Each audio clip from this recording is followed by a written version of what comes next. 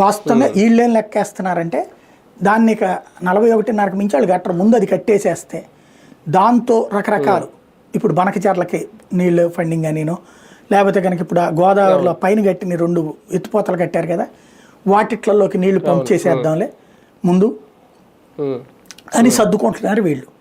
ఇక్కడ ఎందుకు ఎత్తు తగ్గిందంటే 2 కోణాలు.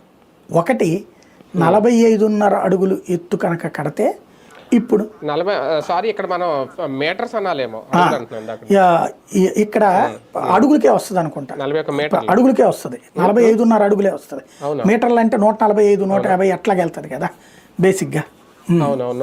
ఇది ఇక్కడ ఏంటంటే ఈ అడుగులకి సంబంధించిన దాంట్లో వచ్చినప్పుడు ఇక్కడ ఎంత అవుతుంది, ఇప్పుడు నిర్వాసితుల సంఖ్య తగ్గిపోతుంది, అందువల్ల పరిహారం వాళ్ళ వరకే సరిపోతుంది.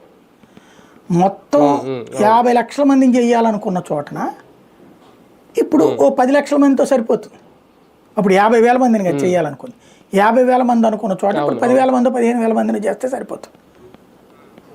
ఆ తర్వాత నరకం ఉంటుంది వాళ్ళకి, మిగతా వాళ్ళకి, ఎందుకంటే వాళ్ళు ఇటు రాలేరు అటు పోలేరు, అదో నరకం వాళ్ళకి, అది ఉంటుంది. బట్ మనం ఏం ఆశించవచ్చు అంటే లైక్ ఇప్పుడు ఆల్మట్టి కూడా ఇట్లా అబ్జెక్షన్స్ వచ్చినప్పుడు ముందు కట్టేశారు చిన్న దాంట్లోనే, ఆ తర్వాత సైలెంట్గా పెంచుకుంటూ పోయారు. భవిష్యత్తులో అట్లా మనం కూడా పెంచుకోవచ్చు కదా. ఇప్పుడు శాంతం ఈ టైంలోనే గొడవ పెట్టేసుకుంటే పని అవ్వదు మనకి. కాబట్టి ఇటు తెలుగుదేశం అయినా వైఎస్ఆర్ కాంగ్రెస్ పార్టీ అయినా ముందు సచ్చినోడు పెళ్లికి వచ్చిందే కట్టనియండి, కట్టాక నిదానంగా పెంచుకోవచ్చు. ఇంకోటి ఏమవుతుందంటే రెండవది నిర్వాసితులదే కాకుండా అవతల ప్రాంతాల్లో ముంపు ఎక్కువ అవుతుంది, ఛత్తీస్గఢ్ ఇతర ప్రాంతం వాళ్ళని ఒప్పించడం అనేది మళ్ళీ పెద్ద తతంగం. కాబట్టి